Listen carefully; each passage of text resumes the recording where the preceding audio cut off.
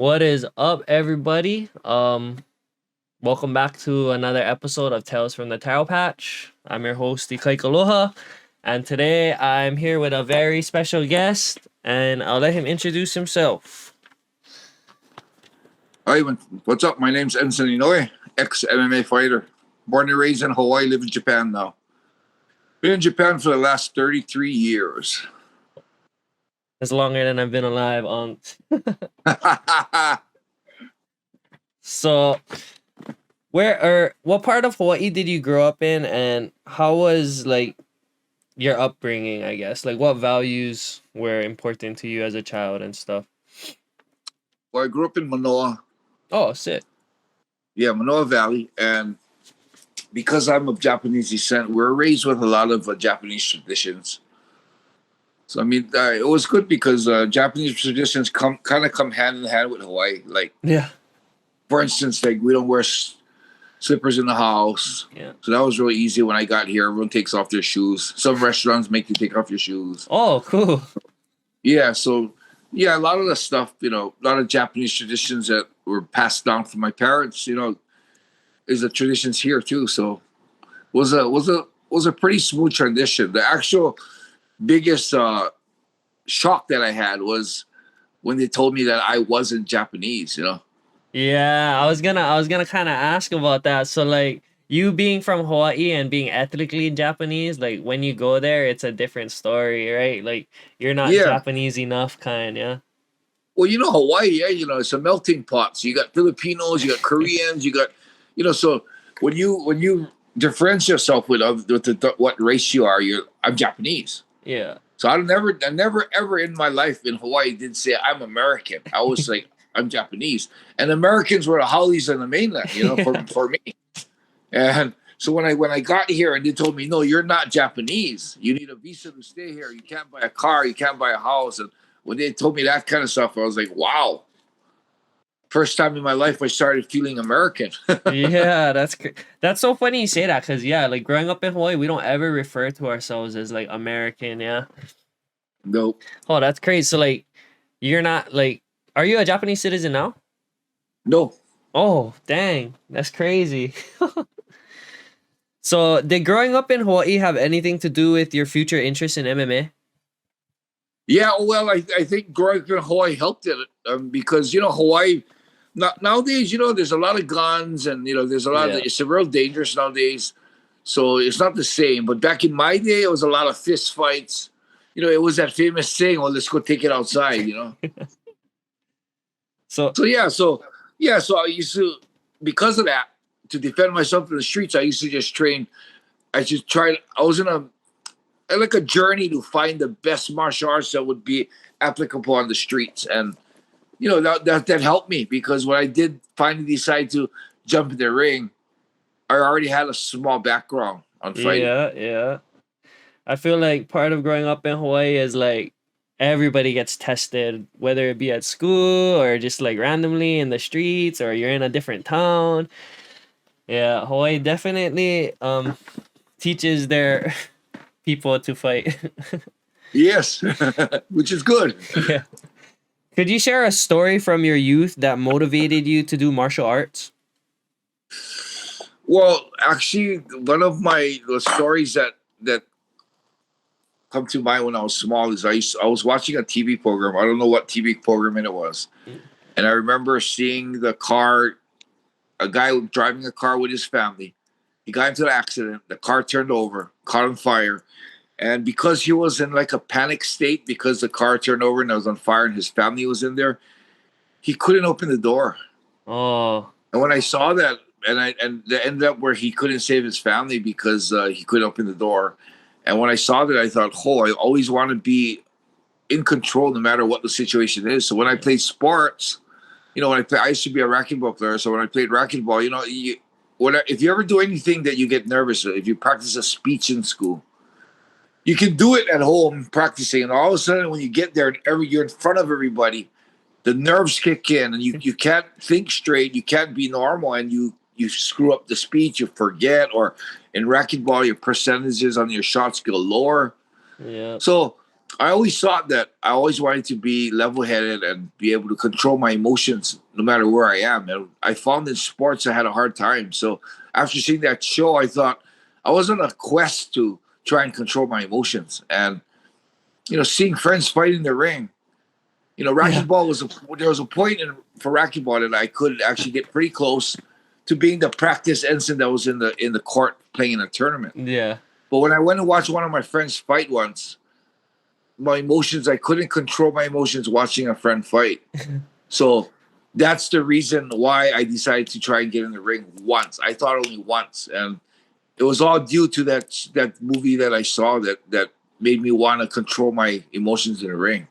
Oh, that's such a cool story. And I'm like, that's so cool how you can like pinpoint that moment in your life too. That's so funny. What you're saying about I guess like being prepared, I guess, or like the stoicness of like, yeah, just keeping your emotions in check. Like how you're saying Yeah, when your friend fights, it's like kind of more on the line because, oh, like you don't ever want to see your friends lose. You know what I mean? So I totally get that. Like emotional, like you're basically on like a emotional tight wire trying to balance. Like yeah. even So fighting gave me that option, that avenue to learn to be in control of my emotions, because that's a high emotion if you're in the ring standing across a guy that's trained 3 months to try and kick your ass. yeah, literally, that's so crazy. Even like when I watch my nephew's football games, my emotion like I'm all like yelling at the other team's parents, like, bro, you guys kids play dirty. No, but it's all good fun. So, what's it like being a Yonsei that got to actually like return back to Japan? Yeah, well, but that was my idea first, going back to my homeland. Yeah. And the prejudice that I got not being a Japanese citizen. Mm-hmm.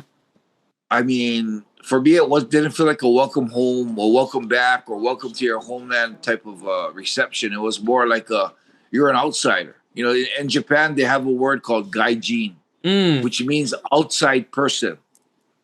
So So like everybody Haole. that's not Japanese is a gaijin. So, you know, you they classify everybody as everybody else as an outsider. So Yeah. for me, yeah, it wasn't a warm reception. It was more like a slap in the face. Like, you're not Japanese, dude.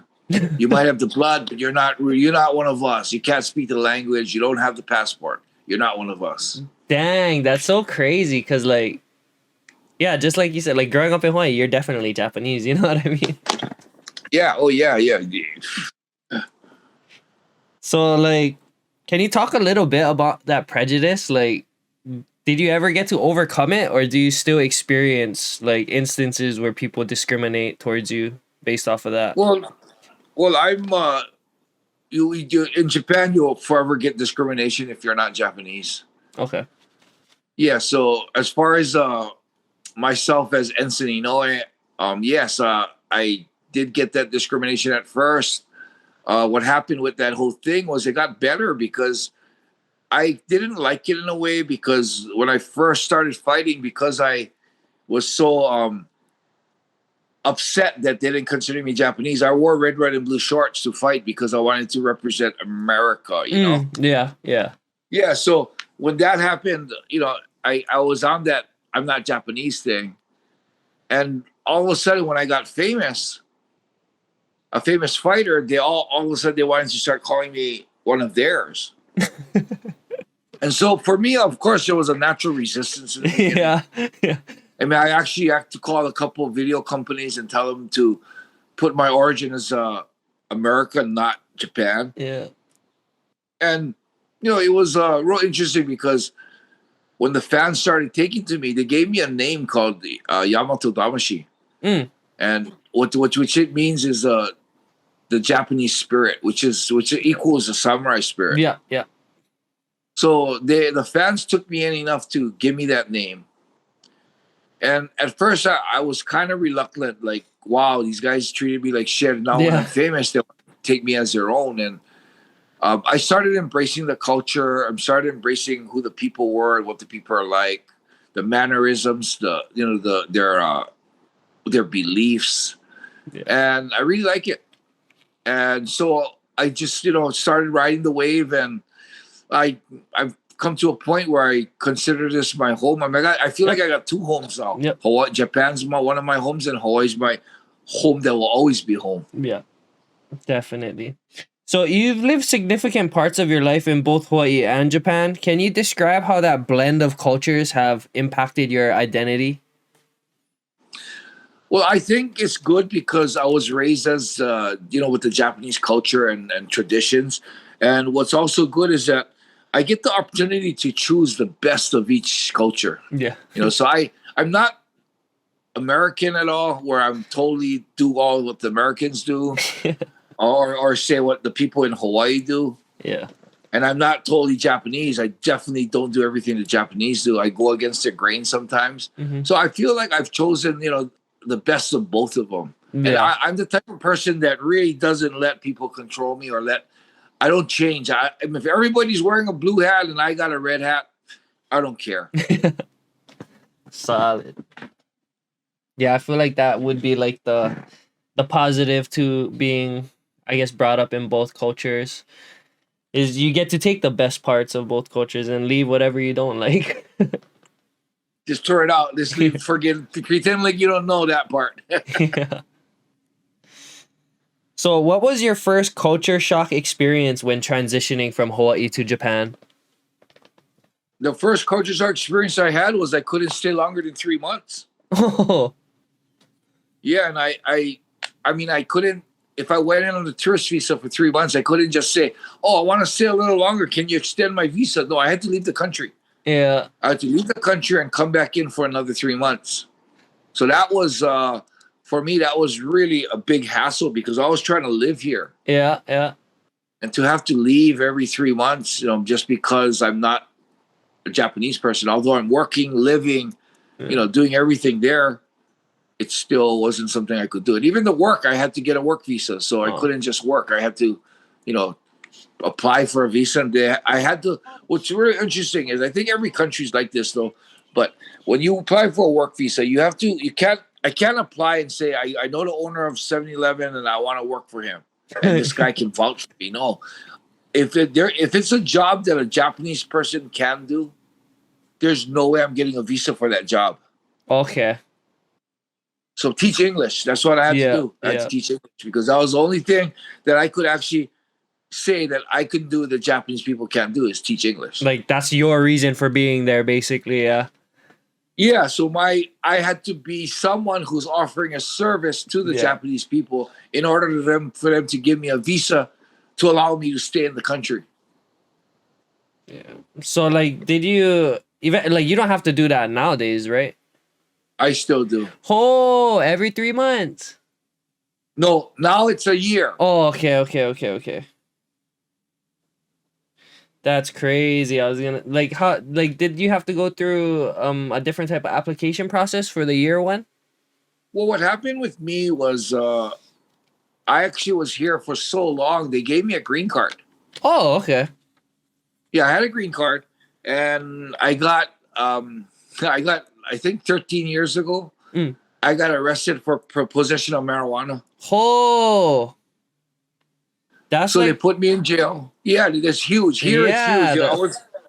I was actually facing for 20 grams of weed. I was actually facing about 3 to 4 years. That is like, could you talk a little bit about that experience or? Well, people say like, wow, you get a slap in the wrist in Hawaii or in America, but I can't make that excuse because I was here already for probably like 15 years. I knew it was illegal. I knew the consequences, but I still decided to carry that kind of stuff and do that kind of stuff. So, it was crazy because I got the cops came and Japan, it's really there's no such thing as my constitutional rights because they can straight up come up to you and ask you, I want to search your car. And if you don't let them, you can say no, but if you don't let them search your car, you're going to be stuck there for a couple of hours. They might actually go and get a search warrant on you because you think they're suspicious. Yeah. And then you'll end up having to show them your car anyway. Yeah. So, it's unreal. They can walk up to you and say they want to see what's in your pockets. Yeah. My friend told me that happened to him like 3 times when he went to visit Japan. Yep. So he was like, and it's probably a lot better if you just let them, because if you don't, yeah, of course, the process is going to be so long. And then it just makes you look suspicious. Yeah, exactly. That's what they say. Yeah. Oh, so like, how did you even get weed in Japan? Because I'm a fighter, I get a lot of people that befriend me that are Yakuza or underworld or gangsters. Yeah. For say. And, so they, they would friend me, and, they all, the underworld, they have a lot of drugs and everything. Yeah. And I used to have a guy that used to always give me a weed, but I never used to smoke. During my career, I never smoked. Yeah. So I would always give it to my tattoo artists. And, I had students from Guam. They're like Hawaiʻi, they smoke a lot. So they kind of, after I retired, I promised one of my students, I said, when I retire, I'll smoke with you. And he remembered it. That's so cool. But when I did retire, he came up to me and said, you remember what you promised? I'm like, oh, shit. Okay, and we did it, and it was crazy because when I did first smoke, I had the best sleep I've ever had in a long time. Oh, I bet. Was that in Japan or? In Japan, yeah. Oh, so if I ever come visit Japan, I gotta come find you. Nah. Well, I don't have that anymore. No, I don't carry it because I got arrested. I don't smoke anymore. Yeah, that's honestly not to sound like a freaking like somebody who's dependent on weed or something, but that's kind of one of the reasons why I haven't visited Japan yet. Just because like I know I wouldn't be able to find buds. Yeah, you won't get weed here, and if you ever did have an avenue, I'd probably tell you not to carry it around. Oh, definitely not. I actually know. Because now they have a law in Japan that's changed. They can, if they suspect you're on marijuana, they can make you take a test. And if you test positive for marijuana, they'll put you in jail. Oh, that's even way scarier than getting searched. Yeah, I actually have I know a person who, when he went to go visit Japan, he actually ate like a latex glove full of weed. And then he like shed it out up there, and then he fished it out of the toilet and smoked it. Wow. Yeah, that's kind of crazy. Yeah, it's chronic. So, did your ancestors immigrate over to Hawaii to work on plantations? Yes, my great grandparents did. Okay. So that makes me the 4th generation. Yeah. Super cool. Do you know like what plantation they worked on? I have no idea. I really wish I knew. I know their hometowns in Japan. My grandfather's side was from Hiroshima, and my grandmother's side was from Kyushu. Oh, cool. I actually did find out what town they were from, and I wanted to one day go and visit it, and just, of course it's going to be totally different. To go back to my roots, but I forgot what the town was, and they've passed, and I don't think I can ever find that out now. Nah, there definitely is, like, there's guaranteed something that could help you find that missing link. So throughout your career, you fought some pretty like huge names in the MMA world. Like, you're a huge name yourself, but you fought guys like Shamrock, Randy Couture. Was there ever a time where you were like scared to like of the person you were fighting? And if so, like, how did you overcome that? Well, I believe that every single fighter in the world feels fear. And I think for every single fight that I had, I was scared.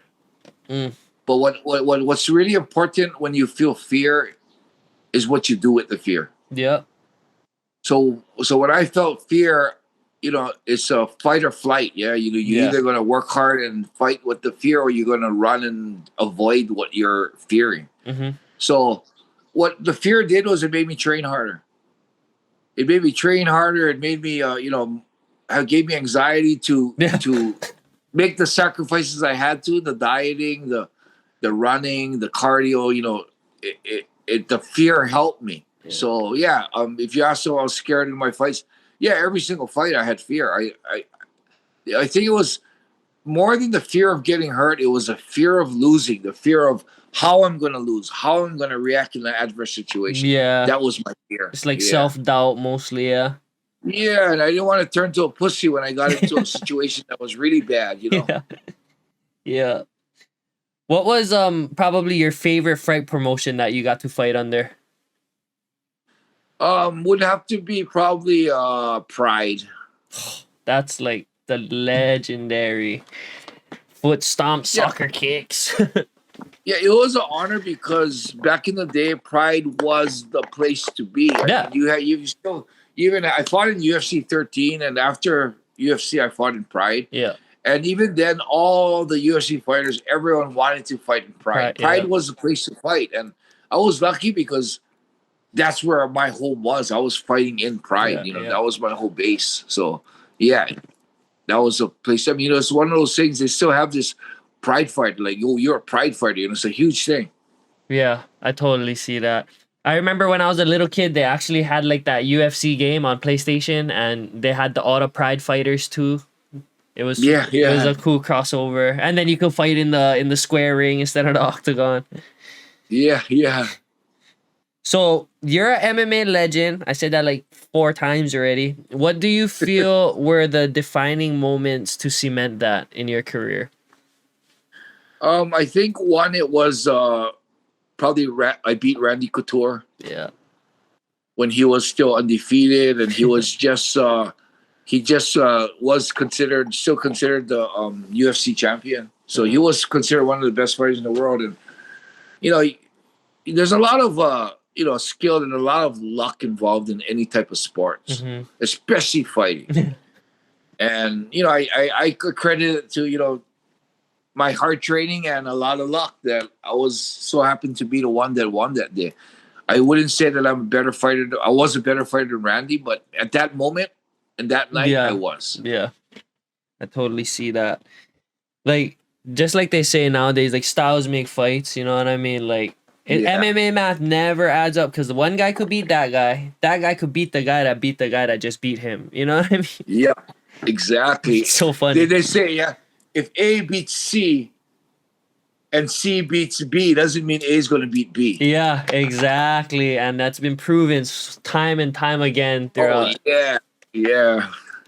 I feel like the most recent one was Sean Strickland beating Izzy.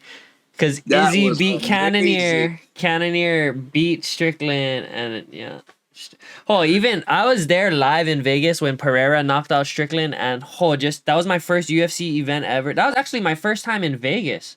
I left Hawaiʻi to go Wow. freaking watch Max Holloway fight Volk. And, bro, like the electricity in the arena when Strickland got dropped, it was like one of the coolest feelings I ever felt in my life. Like, just being a part of It's that massive rah. it's a whole different experience to watch it on TV and watch it in live, yeah. Yeah. One thing I do not like about watching it live though is like you don't get to hear Joe Rogan. Oh, you don't get the commentary. Yeah, yeah. Right, You just get to right. hear all the Chads and Brads trying to mansplain it to their chicks. Well, I was sitting in the nosebleeds, Yeah. so You get those, yeah. bruh, it was so ridiculous because I was watching I think it was Sean O'Malley and Pedro Munoz, and then it was a no contest and everybody was booing Pedro, but it's like, bruh, he literally got kicked in the dick twice and he got poked in the eye twice. What, like, how can you continue after that? You're not at 100%. Like, what are you, like, people booing is stupid. Or I Yeah, even heard like yeah. some guy talking to his chick, like, oh, see, this guy is going for a takedown right now because he doesn't really know how to fight. And I turned around like, if you're getting pieced up on the feet, why would you not do something different to change the fight? Like, bruh, people, I swear to God, like, go watch kickboxing if that's what you're into. Well, the funny thing is for me when I watch live sports, there's a lot of times where I'm sitting next to somebody talking to a friend or a girlfriend or whatever, and telling them what's going on, and there are many times that it was like, holy shit, this guy has no Yeah, idea what he's exactly. talking about, and you almost want to chime in and say, what the fuck are you talking Yeah. about? Serious, like, bro, like, are we watching the same fight or what? Especially when you can tell this guy has a beer in his hand, he has a beer belly. He's never fought a day in his life, and he's there like criticize, what a pussy, you're a Yeah, pussy. yeah. Throw Like, a head kick. It's like, brother, you yeah, can't what are you even lift doing? your leg. Punch him. Or, Like, I would yeah, have guillotined him. It's like, oh my god, shut up. yeah, those what do they call it? The sofa warriors, huh? Yeah, yeah, yeah. That's so classic. So Yeah. could you talk about probably your hardest fought victory and like what was going through your mind during it and how you overcame the adversity basically? Well, first of all, I gotta point out that victories to me isn't actually getting my hand raised in the ring at the end of the fight. A Okay. victory for me is a fight that would it's a fight that would make me a better fighter next time or a better man in life. And so, with that said, I would say my greatest victory is my fight with Igor Vovchanchi. Okay. Yeah, I really liked your definition of what a victory means to you. That's super. I like that, Manao. yeah. You know, so the Igor fight. If you look up the Igor fight, it's kind of funny because you'll look at it and say that's your biggest victory. You were in the hospital after that fight. You had a broken finger, you had a broken jaw, you had a perforated eardrum, you had a Oh, swollen brain. bro. It's like, why would that be your best victory? And why would that be a victory? You know, but for me, I learned a lot about myself. I learned a lot about my courage to face a fighter that, you know, was very dangerous. I was willing to stand in there and quote unquote die in the ring. Yeah, And even when I was bro. getting hit really hard. Your injury Yeah, sounded like you was fighting Goku or something. when I was fighting, you know, even when I was getting hit really hard, there was never a time in the fight that the fear took over and told me, quit, tap out, turn your back. You know, Yeah. the fear had me fight harder. The fear had me suck it up more. So, you know, I learned so much in that fight. And it was good because the Japanese people was calling me that samurai spirit, the Yeah. Yamatodamashii. And Oh, is that where that you fight earned? pretty much confirmed that, Oh, like, oh okay, yeah, okay. it's not just a name, he lives that. Yeah, that's So so cool. That's commendable, that bro. was, I would say, my greatest victory. Yeah, that's super cool. I like that story. So, how has MMA training benefited you in other aspects of your life? I think more it's from MMA training, everything I had to do for MMA for the fights, the sacrifice and the discipline. Yep. I think that's helped a lot too. You know, for me now, it's more about health, if anything. Yeah. And for me to get up and do my cold plunge, get in the sauna, Yeah. do my push-ups and sit-ups, you know, that's something that, you know, I don't have to do anymore. I can just get fat and, you know, Yep. get out of shape. But of course, you want to live a longer life, you got to do that. And you know, you don't like, it's not like if you don't do this tomorrow, you're going to die. So Yeah. it's hard to push yourself to do it. Yeah. For So sure. yeah, so that discipline helps me now where I get up every morning and um, clean up the yard, get warmed up, jump in the cold plunge, jump in the sauna, and do my whole little routine. Yeah. I feel like that's part of the reason people have so much respect for like bodybuilders cuz like those results obviously show that they're disciplined in a sense to like go work out every day, you know what I mean? Oh yeah, bodybuilders, man, they got one of the strictest regimens on the diet and the training, and Yeah. whew, you know what's real funny about that though? There's a lot of fighters that, or sports people, bodybuilders, fighters, pro athletes that can't make that distinction. They can't make that comparison. So they can be like, for example, perfect example, someone like John Jones. He's like the one of the best fighters in the world, or Yeah. might be the greatest of all time. And Yeah. you know, to get to that level, you gotta have discipline. You gotta have, you know, control over what you do. Yeah. But that guy out of the ring is such a fuck up. It's like, Yeah. bring that discipline and bring that knowledge that you gain through Yeah. training into your outside world, and you be a better man. Yeah. But there's a lot of people that can't relate the two. Yeah. Yeah. Yeah, John Jones, man, it's crazy like putting into perspective like how young he was when he won the belt and like how he's still basically at the top of the game for like that many years. Like it's so nuts like when you see like the different areas or the different eras of UFC champions and then John Jones is in every single era. Yeah, the guy's unreal, man. I think well, how old was he when he won? Like 23 when he beat Shogun? Oh, is that how young he was? Yeah, I think he was 23 years old. And then, not only he beat Shogun, he literally cleared out the whole division after Yeah, like Rashad, yeah, Rampage, like any big name, bro. I was like, yeah, holy much, dang. It's funny how yeah. his only loss came to himself. DQ, 12-6 elbows. I think they're overturning that though. Oh, serious? Yeah, I think that's going to be overturned. I remember Dana saying he wants to overturn that because that I think he said that the ref made a bad call. For sure. He didn't even warn him. He's just like, Yeah, kick, so disqualified. that might be overturned. So he's actually almost he's actually never been beaten. Yeah. Oh, and like I feel like his rivalry with DC, like that was like one of the craziest UFC rivalries ever. Just because like the shit talk involved. Like I remember John Jones saying something like, DC, like you won't be able to take me down like 5 times, I bet you, but I will hold you down this fight. And bruh, he literally went in there and out wrestled a Olympian wrestler. A wrestler. Like I was like, bruh, he honestly gives like so much faith to like scrawny, lanky guys to still be hammers, you know what I mean? Yeah, and I think he actually took down DC. Yeah, the load of times. Yeah, he's the one who actually won the wrestling match with him. Yeah. And it's crazy too how like the second fight, he was kicking the body the whole time, and then that beautiful head kick just freaking literally right above his fingertips, just banga. Oh, Yeah, yeah. fighting is literally the only sport that I actually like geek out about and I actually care about and excites me because like team sports is cool, Oh. but like I don't know how people that are like fans of like football teams, it's kind of funny. It's like brothers think they're part of the team, you know what I mean? But watching fighters is, I don't know, I feel like that's more of a, Oh, that's awesome. That's yeah, awesome to hear. it gets me way more excited. Even when Bellator came down to the Blaisdell, oh bruh, that place was packed. Like I wish UFC would do something like even a small event. That would be so like such a treat for Hawaii fans. Yeah, there's a lot of good Hawaii fighters in the UFC. I think it's warranted to have a UFC in Hawaii someday soon.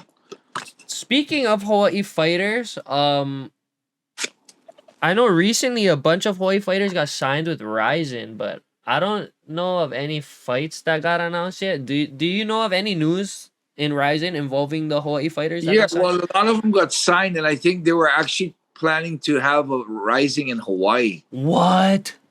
Yeah, so this year, like I think in October, they were supposed to have a rising Hawaii, but they had to go to Azerbaijan, a Yeah. Russian place, and Yeah. so they're doing that this month.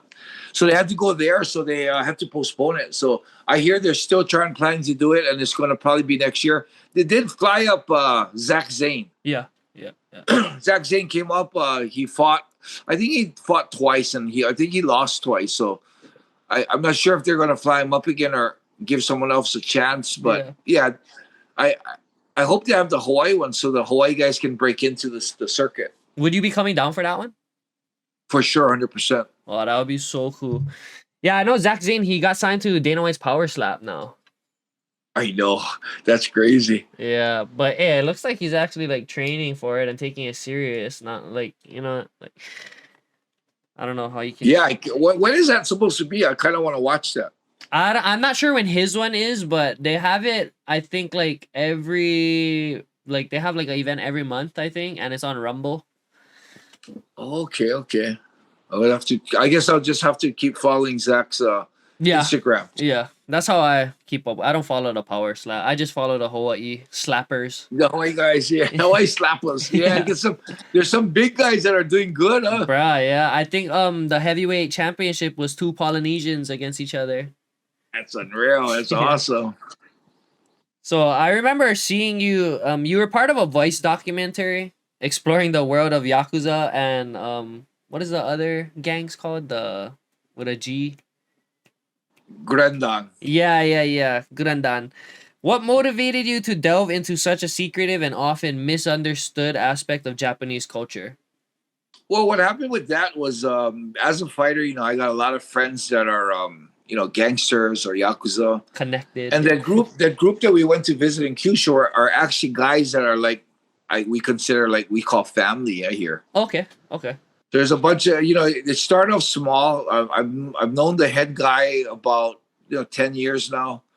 Started off with like 6-7 guys, and they got like over 100 now. And when Vice contacted me, they wanted to do like a little background on the Kyushu side. Okay.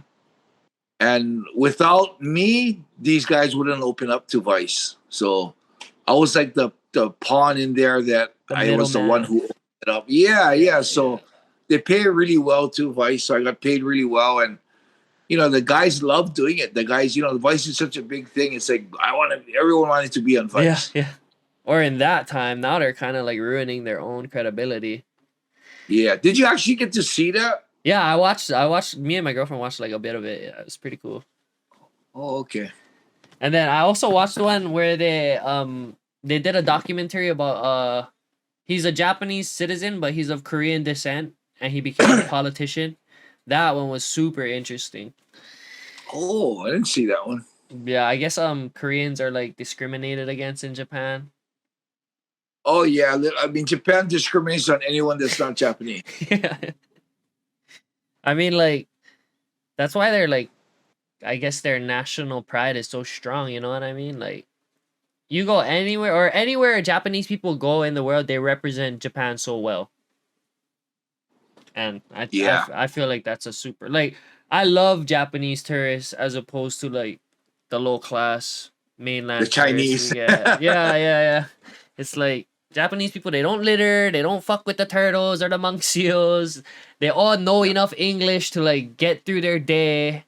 And they have a lot of manners. Yeah, they're well mannered, bro. They're never like causing problems. You don't ever see Japanese tourists acting dumb. And yeah. That's what I love about the country. It's like that on everything scale, On a daily basis. You don't have people talking loud on the phone in the trains or playing loud music. Yeah. Did you hear recently about that guy Johnny Somali? Yeah, that streamer that's just been going around freaking acting dumb to everybody. Yeah, well, he's in jail now here. Oh, good. He got arrested. They have this thing in Japan where they can arrest you for 20 days with no proof of guilt. Oh, so if someone says that, Enson deals marijuana now, and they can come over and arrest me and hold me for 20 days with no proof. Oh, that is crazy, unks. Like, so yeah, and then they can, and when they cannot find any proof in 20 days, they'll let you free and say sorry. Oh, not even a sorry. Like, what about your job, your family? Like, exactly. 20 days, bro. You get arrested, everything you say, I can't, I got this to do, I got that appointment, that's all gone. Oh, that's so nuts. So that was good in a way because it worked against that guy, Johnny Somali, because he got arrested for trespassing a construction site. Oh, okay. He got held for his 20 days. Right before he was going to be left out, they have this thing where they do a huge investigation on you in the 20 days that you're in. Yeah. And if they find another thing that you broke, 20 more days. On that 20th day, when you think you're getting let out, they'll say, okay, gather your stuff, you're getting let out. And as soon as they step out, the second you step out, they'll stop you and say, we're rearresting you on another charge. And that's what just happened to him. Yesterday, he was supposed to be released. Good, and he just got rearrested for another 20 days. So I hope they find something else and he gets another time so he gets 60 days. I hope he's rethinking acting like an idiot in Japan. I hope he spends his New Year's in freaking Japanese prison because Japanese prison sucks, man. Oh, fuck, any prison sucks, I bet. Yeah, true. I remember I didn't even like go to like OCCC. I just got put in like the little holding cells at like the HPD station, and even that was miserable, bruh. Well, you know what people don't realize, especially being raised in America or, free countries, is freedom is amazing.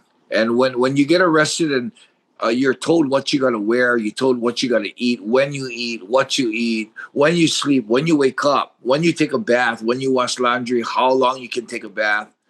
You you realize, man, freedom. You know, although people think they don't have freedom because shit, I don't have freedom. I got to go to work today. You could quit the job. You have Yeah, freedom to quit the job. You know, you still there's a big amount of freedom still in there.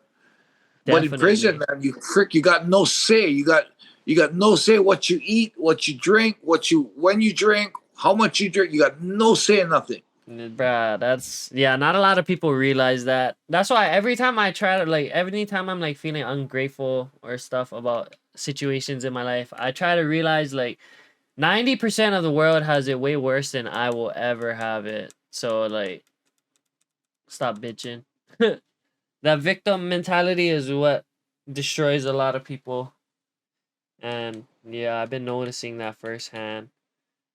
Yeah, Uncle, the next time you come out back home, you gotta come visit my farm. I would love to show you around Oh and yeah, stuff. that's what you said. Yeah. Yeah, my family, we grow taro. We got like 11 acres out in Wow, it's Kohalu. pretty cool, man. Yeah, it's all Wow, that's cool. irrigated patches too. It's not dry land. Wow, nice.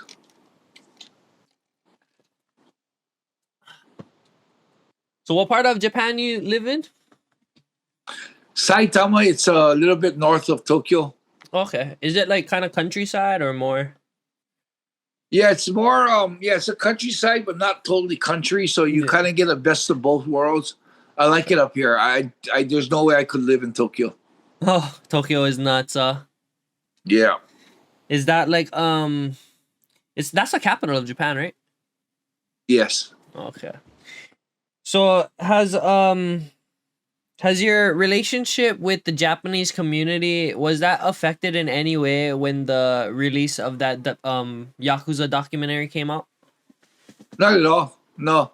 Because that documentary was actually not shown in Japan. Oh, that's super cool. Like did they do that on purpose or like the Well, Yakuza? a lot of the guys that were taking part in it would not take part if it was being shown in Japan. That makes sense. Yeah, I was kind of wondering like usually Vice documentaries in like South America, all those guys have like voice changers and masks on when they're doing stuff, but like the Yakuza, everybody was just like smiling, laughing. I was like, oh, they're like not scared to be on camera, yeah? That was funny though because they had that agreement and they actually did let it be seen in Japan for a bit. Oh, okay. And I I got calls from the Yakuza guys saying, "What the fuck's going on?" And so I had to contact the Vice guy and tell him that fuck you guys got to take that down, and they took it down like within the day. good, cause yeah, that's your ass on the line, huh? I remember watching another I think it was a episode of your podcast. You was talking about mediating like a meeting between the Chinese mafia and the Yakuza and like one of the Yakuza guys was recording, so it caused like a huge mess. Oh, that was just recently, yeah. Yeah, what was that situation like? Well, I a lot of times I do mediation before. Yeah. Now, not so much, so that was kind of unusual. But yeah, there was a. It's so funny because they got into a big beef over YouTube. Like two YouTubers? Yeah, one was both actually two YouTubers, and they got into a big beef, and I knew both sides, so they wanted me to come in to sit in the when they're talked it Yeah. over, and one guy started videoing was secretly live videoing it. The Chinese mafia found out. Yeah. They got into a physical scrap. Oh. Yeah, so it was I had to get in between the scrap and you know lucky everything got solved without no bloodshed. Yeah. Hold on, so don't to note that everybody watching, Japanese YouTubers are game. Do not test them. So, how do you personally define your namesake Yamatodamashii? Damashi? And how has it guided how has it guided you in your life and career? Yeah, it's when I first got the name, I thought it was just about being tough and not giving up, and But when I started looking into the word, it was a belief of and the way of the samurai, and the samurai lived their life with honor. Yeah. Yeah. And the interesting thing that I've been starting to find out recently is it's not just honor, it's also loyalty and compassion and integrity. Yeah. Yeah.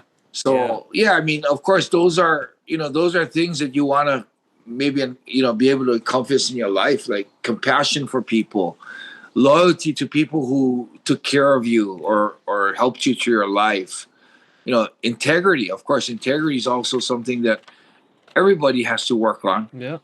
Yeah. and an honor to live a life of honor. So for me, I was named Yamatodamashii, but as I learned about the word, I realized the word is a lot huger than who I am, and it became a chase in my life to grasp and get as close to the way of Yamatodamashii before I die. And I think say that I grasped Yamatodamashii is there's no way to ever say that.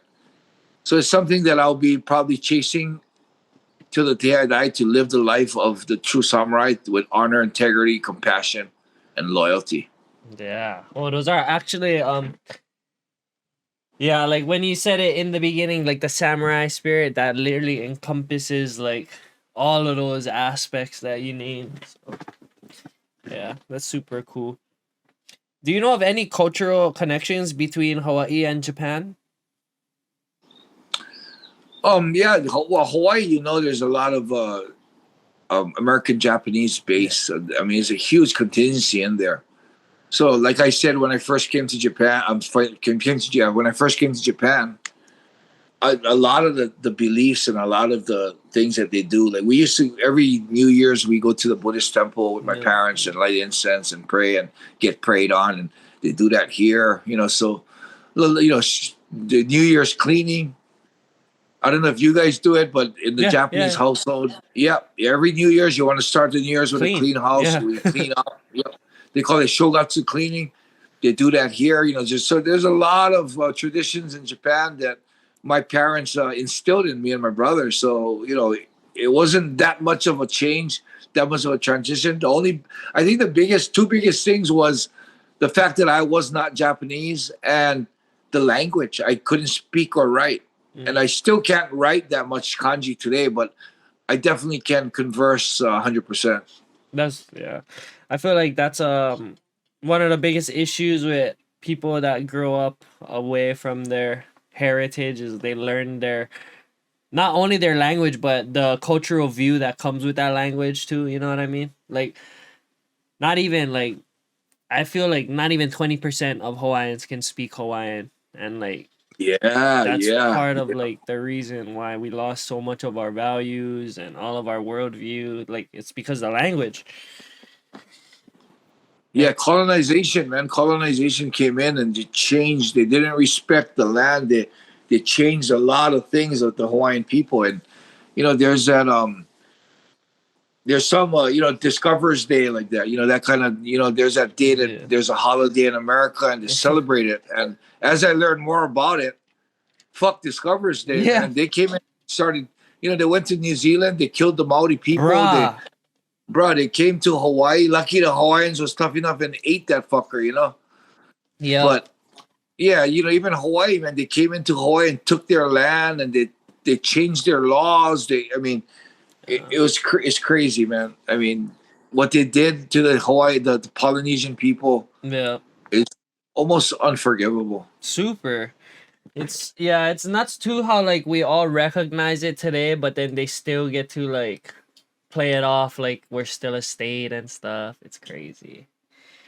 But yeah, I actually major in Hawaiian studies at UH Manoa, and Oh, through I think yeah, through one of my classes I learned about this story. I'm not sure whether it's like a written story or a mo'olelo, but I heard of a Japanese fishing vessel getting like I guess caught in a storm, and then they actually drifted all the way to Hawaii, and Hawaiians ended up helping the fishermen back to health, like water, food, and like to thank them, the fishermen gave them like a short Japanese like blade, like a steel blade, and like literal wars were fought over this blade, and It's crazy Oh, because yeah, to the Japanese fishermen it was like literally just like their pocket knife, but like to Hawaiians never seen like steel before. Like it was like they called oh, it, they named it like the like their, it was like their word for stick, but it was like the stick that can break anything or something like that. But that's pretty cool. Wow, yeah, it that's was a an super interesting super story. cool story, like hearing about that yeah, that Japanese fishing vessel that got swept away. And I was trying to look for like if there was any Japanese sources of like stories like that. And yeah, it's kind of crazy. Like imagine being the Hawaiians that seen the sword for the first time and like watching it like cut a tree and then can cut like a person and then it can like even cut like their kapa or cloth. They must have just been like, oh, like Yeah, right. the cutting edge on that is way better than a rock. So so not, it's not really controversial, but a lot of the times when people bring you up, they talk about how you demoted yourself in Brazilian Jiu-Jitsu in 2016. Can you talk a little about your decision to do that? Yeah, well, I just after I retired, I just stopped training. I took a break. I was burnt out, and jiu-jitsu is a type of sport that continues you to progress and get grow. Yeah. And I think the 10 years that I stepped out of it, I think jiu-jitsu went way over my head. I mean, I was at a point where I felt on the ground there was nothing anyone could do to surprise me on the ground. And when I took that 10-year break and I went back on the mats, the people, my purple belts, the guys that I've given trained from white belt, Yeah. was giving me fits. I didn't know what they were doing. They're attacking. They did stuff to me that I didn't know what they were trying to do, but I knew it was something bad, and I Yeah. I didn't know how to defend it, but I knew enough that I didn't want to go this way. I could see what he was trying to do, and I just didn't know what he was doing, but I was just trying to negate what he was trying to do. So basically the So, game was just evolving still. oh, the game passed me. The game Yeah. evolved past me where I couldn't pass my purple belt's guard. So what happened then is like I had this feeling like it's not fair for me to wear a black belt. I'm not a real black belt anymore. Yeah. And that was my first decision to take off the belt and wear the purple belt. I feel like that's a really I feel like not a lot of people would do that because of ego, you know what I mean? But that's really respectable of you. After after your career as a fighter, I know you transitioned into coaching for a bit. You do that now mostly. What has been your favorite moment as a coach? Geez, my favorite moment is probably seeing I mean, as a coach, when you teach a student something and they actually use it in the ring, that's so satisfying to see. And my student now, Suyoshi, Sudario Suyoshi, he used to be ex sumo wrestler. I've actually got the chance to train him because of Saliva Atisanoe's Okay. Konishiki. Yeah, yeah, yeah. Konishiki called me and said, "Hey, got a sumo guy that wants to train, wants to fight. Can you train him?" And that's what got me into training. That's and that kid is like a amazing natural athlete. He picks things up really fast. So, something I can show him like a month before, he uses it to win a fight. Oh, And super that's coachable probably the most then. satisfying thing I get as a coach. Oh, that's so cool. It's almost like controlling your own video game character then, yeah. Yeah. You can just tell him what to do and he'll do it right away. That's it. Yeah, a good fighter. Yeah, I actually interviewed Konishiki too a couple episodes ago. Oh, nice. Yeah, Nice. I really liked my conversation with him. It's interesting hearing about when people leave Hawaii to go be successful in Japan. You know what I mean? Because like growing up in Hawaii, everybody's worldview is kind of like small. Like we just think this rock is our whole world basically. But like a lot of people don't realize like if you're not successful here, bad, like there's a whole world you can be successful in. Like you just gotta go and Yeah. get it. It's like they say, Hawaii's a rock. Yep. Like hey, this rock will always be home. Don't get me wrong, but it's good to go learn about the world and see what else it has to Yeah. offer too. Oh, yeah, for sure. Even our like even King Kalakaua, bro. Like like global voyaging like became popular, he like encouraged Hawaiians to go travel around the world and like go learn and just Oh, bring all wow. of that knowledge back to Hawaii. And that's part of the Or, reason why Hawaii was so good at modernizing. It's not like we ever seen like new technology and was like, oh, that's not Hawaiian. We're not gonna use them. It's like if it made our lives easier, we welcomed it, and most times we like adopted it and made it better. that's good, man. As you look back at your MMA career, what legacy do you hope to leave for future fighters and fans? Um, I think the legacy I want to leave is a legacy that's already been instilled with me. It's where I'm that fighter with heart, the fighter that never gave up, the fighter that was not just verbally but actually physically ready and willing to die in the ring. Yeah. Yeah, I feel like you pretty much cemented that already. So when looking at potential trainees, like what are some qualities that you like advise most fighters to have, or not advise them to have, but like what qualities do you look for in an up and coming fighter? I one is they need to have the desire to really want to train and make sacrifices to become a good fighter. And two, they need to have the discipline to come to training on time and come to training every day. Yeah. So if they don't show me those two things, I'm not interested in spending. My time's valuable right now. I'm already 56. Mm-hmm. I've done all what I want to do for myself. I'm happy, and now it's more about helping others. And I'm not going to use my valuable time to help someone that's not going to put in the time, not going to make the sacrifices, and you're not going to have that desire, the true desire to really want to be good. So what was like you talked about beating Randy Couture earlier, like when fighting him, did you implore any new like specific strategies or game plans? Well, my whole style is about aggressiveness. Yeah.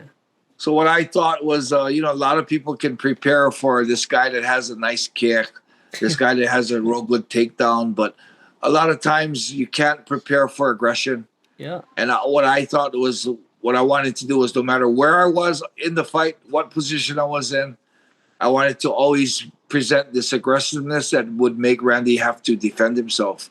Yeah. And so when the gong rang, I stepped in with a kick, and from there it was just full on. Well, even when I was laying on my back and he was standing up, I was kicking him from the bottom, and I just wanted to have that 100% offense. And I got lucky, I got lucky. He made a mistake.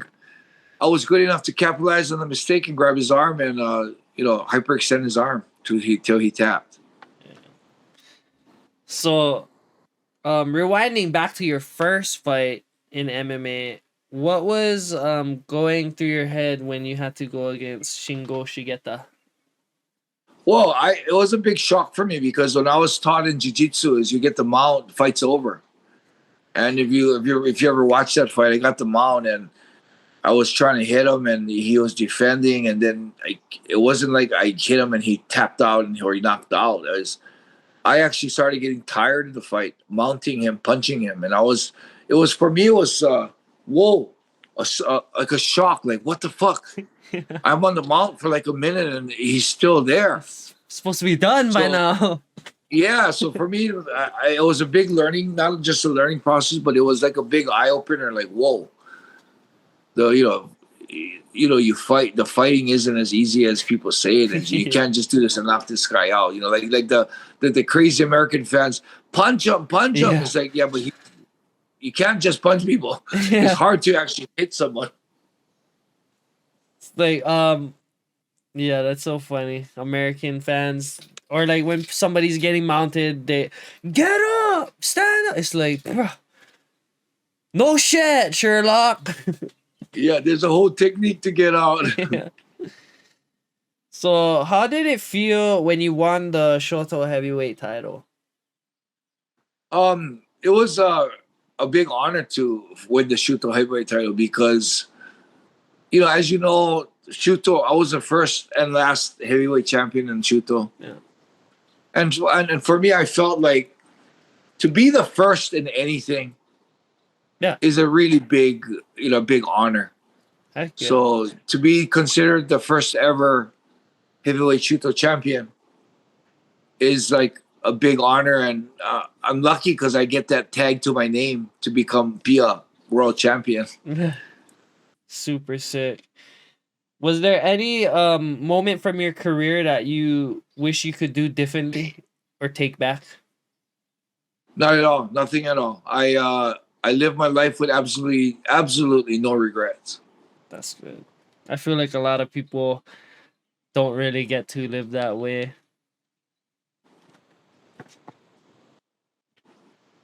How has MMA evolved from when you first started to how it is now?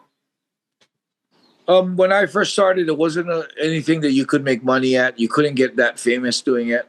So all the fighters that were fighting in my day was about real martial artists that were trying to test themselves. Mm, Nowadays, there's been a shift to where you get really famous, you can make millions of dollars, and it's become a sport. They've yeah. changed the Yeah. rules. There's weight classes now. You can't kick to the head or the grounded opponent. You can't knee to the head if they're on the ground. There's all these rules put into place that's actually make it a really safer sport now. Yeah. It's not a Yeah. martial art anymore. It's a sport. Yeah. So, you get guys that are in there and I just made a post on my Instagram just yesterday about one of the Japanese guys going over there and being a dick when he's not really a dick, just to sell tickets. They Yeah. throw out integrity and mannerisms and, the way of the Japanese people is just really humble and quiet. Yeah. He throws it out to sell tickets. That's the day and age we live in now. I can't necessarily label him as someone that's not good because he's living in the day that, you got to make money. You got guys shit talking on purpose just to sell pay-per-views, Yeah. and Yeah. Bringing people's back in our family day, there into was no it. pay-per-views to be sold. Yeah. There was no money to be made. There was no hype in the fight. Yeah. It was you're fighting that guy and you're going to see who the better man's standing. And, Yeah. for me, that's, I think, the biggest change is the incentive in the sport is become monetary and to become famous instead of testing yourself and checking, seeing how you deal with fear and honor. Yeah, that's so true. And Big like difference. it's even cooler hearing that from a fighter's perspective cuz of course the fans perspective is like one thing, but actually hearing it from somebody who lives it is a whole nother, yeah, a whole nother value. What are some of your hobbies that you like to do outside of fighting? I raise koi. Oh, sick. Yeah, you go to my Instagram, you see all the feeding my kois, and I go up north to help the harvest of the kois. They call it culling, where they divide the ugly ones and the nice ones, and I go help out with that. So I already have 3 ponds in my yard. Oh. I have over 400 koi right now. Oh, dang. Yeah, Koi is and my expensive, other no? hobby, what's that? Koi is expensive, no? Yes, if you get the right quality, the right coloring, yeah, it can. I mean, like 2 years ago, they sold three of them that were worth over $1 million. Oh my goodness. My other hobby is making parcel and bracelets. Oh, sick. What kind So of stone is that? these are all different crystals. They have all different types of precious gemstones, and that's one of the reasons that brings me home all the time is I have a shop in Kakako. Oh, bruh. Let me know next time you're back. I'll like come check them out. Yeah, yeah. So I have a shop in Kakako that's closed whenever I'm in Japan. And 4 times a year when I come in is the only time when I open up and customers come in to make custom bracelets. Oh, that sounds so cool, bruh. So are there any projects or endeavors that you're currently involved in right now? I still do charity work up north Japan for the people who was affected from the tsunami. Mm. There's an orphanage that I buy shoes for every single year. And now, I'm starting to get involved in you heard recently Angela Lee? Yeah, of course. Yeah, so she's opened up a nonprofit organization called Fight Story. Yeah. It's about helping people with mental health. Yeah. And yeah, I think it's really important. I love what she's doing, and I'm starting to get involved in trying to help Fight Story in any way I can. Yeah. That's super sick. Yeah, Angela Lee, she is a hammer. That whole family is hammers, bro. Like, The whole family, the mother, the father, they're all fighters. The whole family is incredible, yeah. incredible athletes. So are they I know that when they fight they rep Singapore sometimes. Is that do you know if that's like their heritage or they just go there to train? I'm not sure. I'm not sure if they're from there or I think I'm not sure, but I know they live in Hawaii now, so Yeah. they do actually represent Hawaii in a way. But Yeah. yeah, they do represent Singapore a lot too. Yeah. So what advice do you have for any up and coming kids that potentially wanna try their luck in the fight game? I would say be very open minded at what discipline you train. Don't think one discipline is better than the other. Don't think jiu-jitsu is the best one to do. Don't think boxing is the best. In the discipline of MMA, you need to know everything. So that's one thing. And the other thing is, I think, uh, like they say, the best way to get good is to keep training. Yeah. There's a Hawaiian proverb or olelo no ea that goes makahana kaike, and it basically means in doing one knows, and then you break that down again, and it's basically like you learn through doing the action. Like anybody can like tell you what to do, but until you actually do it, then that's when you learn. Yeah, 100%. I like that. So are there any aspects of MMA that you feel Japan has that Hawaii doesn't? Any aspect that Japan has that Hawaii doesn't. Yeah, I think the it's a real safe country. Yeah. They have a lot of consideration and etiquette, not to steal. You can lose your wallet in Japan, And find it and where I you think lost it. 99% of the time you get everything back, even Yep. with the cash in it. That's so funny you Like, say that. My friend literally he just went to Japan like last month and then he ended up losing his wallet. And then he said like 2 days later, the person like some random like bar or something called him. Like I don't even know how they got his number, but yeah, they ended up tracking him down and getting his wallet back to him. And he was like already in like another part of Japan for like the rest of his stay. So like they literally like went all the way to him and returned his wallet. yeah, that's how it is. I mean, you lose your cell phone or your wallet in Japan, there's a very very good chance you get it back. You lose your wallet in Vegas or in Hawaii, say goodbye. Funny you say that. I actually got pickpocketed in Vegas, bruh. I was Oh, gambling at the really? Luxor, and then yeah, I got bumped into. Thought nothing of it, and then like checked my pockets, bruh. My wallet is gone. So I had like this tracking device in my wallet, so I could like I was literally playing cat and mouse with it around the casino. I would get close enough to play the alarm, and then the person whoever had it would dip off.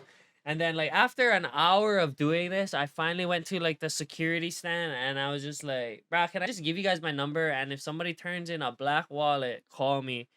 And then the guy was looking at me, he's like, oh, where you from, bro? I was like, Kaneohe. He's like, oh, I'm from Pearl City, bro. Somebody just turned this wallet in. I was like, oh my goodness, thank God, Wow. bro. Uh, Like, when you get that happen to you in America, count your blessings, yep, man. exactly. But I knew something was off because, bro, all of my cards, everything was in different pockets. Like, I'm just so lucky I never had cash in my wallet that night. Because if I did, I Wow. would have not have like been able to get home. I feel like Oh shit. everything was in my wallet, my ID, my cards, my freaking yeah. Oh, but after I got my wallet back, I was feeling lucky, so I hit the slot machine like right by the elevators to go up to my room, and I won $200. Right on. Yeah. So I took that as a score and I went up for the night. Yep. And you got your wallet back. Yeah, that was the main score. What is the common Japanese conception of Hawaii or Hawaiian people? Japan, they love the Hawaiian people. They love the Hawaii culture. They love Hawaii. Period.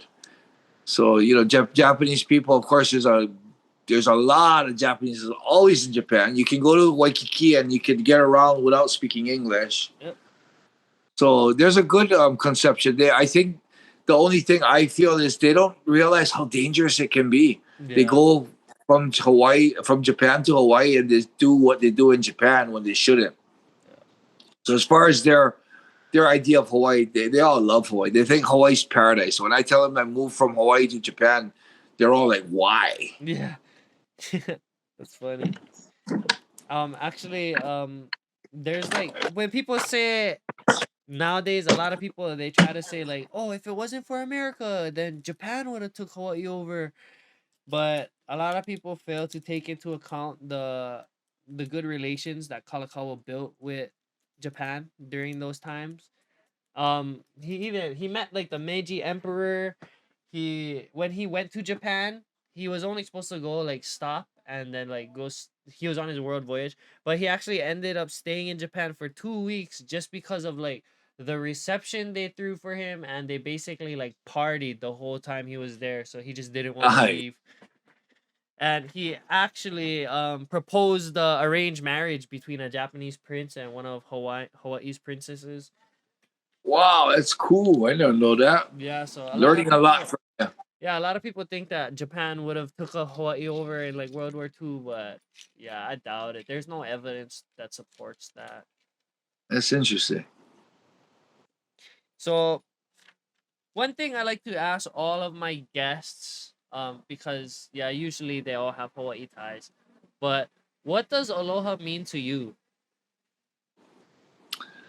Aloha is, they have that big saying, live aloha, yeah? Just showing compassion and, kindness to be willing to help people out and to show, appreciation for what you have and helping the people that aren't as fortunate as you. I think that's what aloha means. I like that definition a lot, bro. So, are you into any anime? Because I know anime is like a huge part of Japanese culture. Not at all, man. Dang, are any of your fighters? No, not that I know of. Oh, It's huge though here. yeah, anime is like it's actually taught me like such good values, bro. Like everybody just thinks it's Really? like normal cartoons, but anime has definitely got like some of the best like values that translate over to kids. Like it literally teaches you like never give up, like always set your goals and achieve them. Like don't ever turn your back on your friends or be squirrely. Freaking respect your Really? Wow, that's parents. interesting. I've never heard that before. But yeah, anime is big time. Actually, they actually have started making like a few MMA animes now too, just because the Really? Wow. popularity has been growing. But there's this one called Baki, and it's about a 17-year-old boy, and his dad is like the king of the underground fighting world, and his life goal is to like train enough to beat his dad, and that show is just so funny. Cause like Wow, it's a trip. yeah, like they actually scrap like MMA. Like they have people that master different disciplines of martial arts, and they all are in a tournament banging to see who's the best one. And Wow. it's super cool. I really like anime a lot. Feel like that would be like one of the reasons I go to Japan is just to be immersed in all of that culture. Yeah, it's huge, man. So what did you know about Japan before moving there, and how did it change after you actually went there? I knew nothing about the country. I didn't even know the language. Mm. I thought I saw Japanese people as strange. I thought they were strange people. I thought the girls had hair on their legs, crooked teeth. That was my whole thing. I thought they were like aliens to me. And of course, it did change my perspective to see how honest, how much integrity, the mannerisms in Japan. They don't litter. You can literally can't find a trash can in Japan. Yeah. but you also can't see rubbish laying Yeah, around. yeah, yeah. That's what I heard. So the seafood in Japan I heard is like top tier, unmatched by any. What is your favorite foods to eat in Japan, and do you feel that Hawaii does a good job when doing Japanese food? Well, I like the beef. Mm. Like They have Wagyu? the best beef, man. And Hawaii does a really good job, pretty close to the Japanese food, but of course, you just can't get the same type of sushi. You can't get the same type of beef. There are places now in Hawaii that have the Japanese beef, but yeah, the food did. I mean, they do a good job. I love local food too, so I don't necessarily eat Japanese food too much when I'm at home. I love Yeah, the plate yeah, lunches and the the little pig, the lala. long, Yeah, yeah. yeah. You can eat Japanese food whenever. Yeah. That's classic. So what sorry, I just like to ask this question just for like clips and stuff, but what is one of your most unpopular opinions? Unpopular opinions. Yeah. Jeez, I don't know. I would never thought about that. Like what's one thing that you think that you don't think a lot of else people do?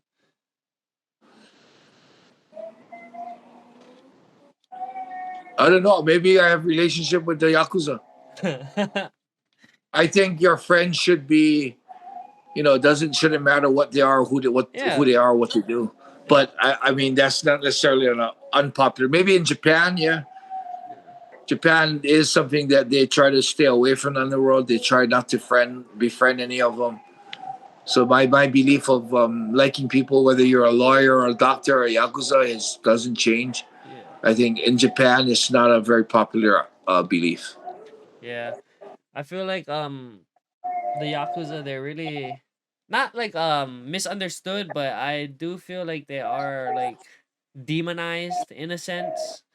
Like the way they're portrayed in media or anything, actually. Like they're always like so villainous, or like there's such like a, I guess, like a bad aura surrounding the Yakuza, yeah.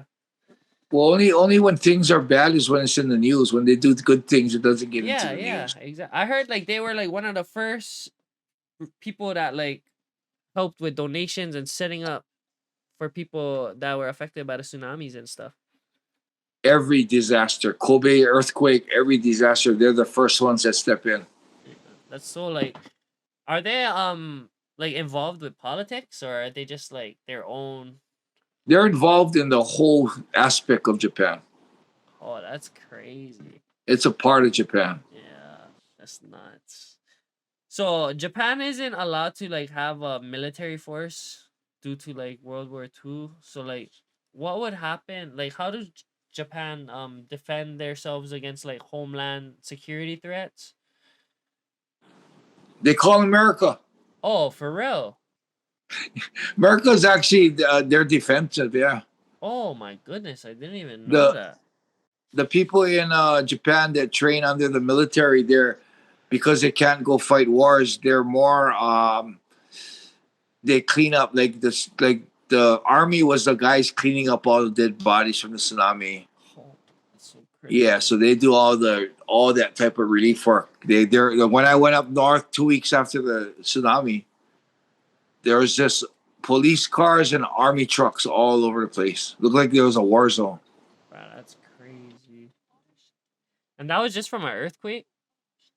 Tsunami, earthquake slash Yeah, tsunami. yeah. Dang. Freaking crazy. What is some of the biggest stereotypes about Japan or Japanese people that you feel is false? Um,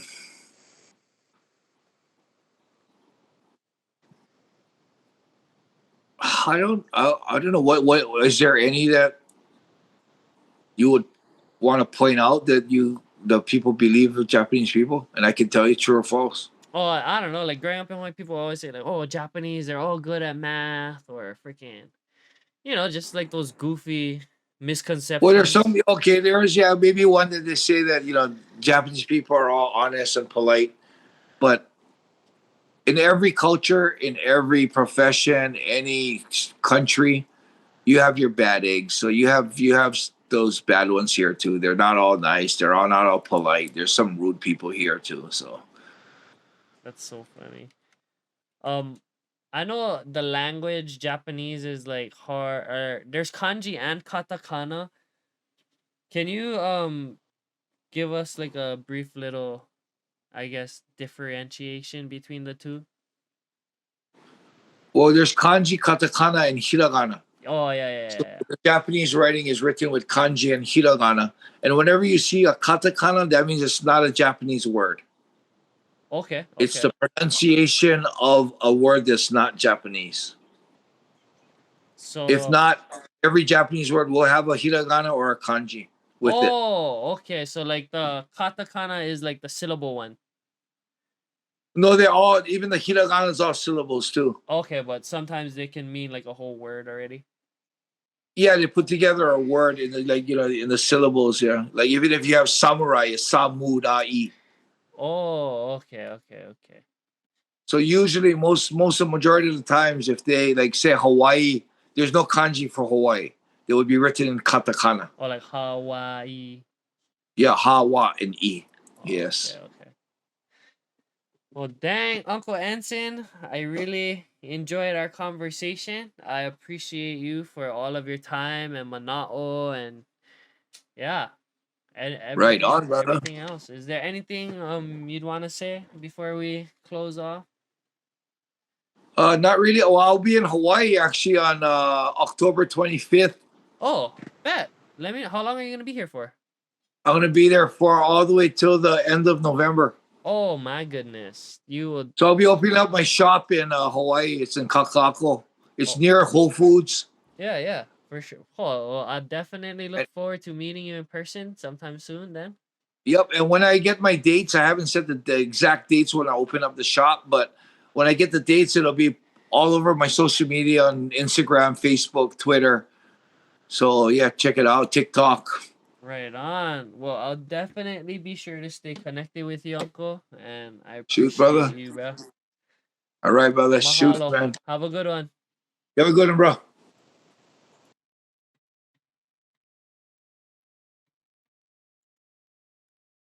That was fun.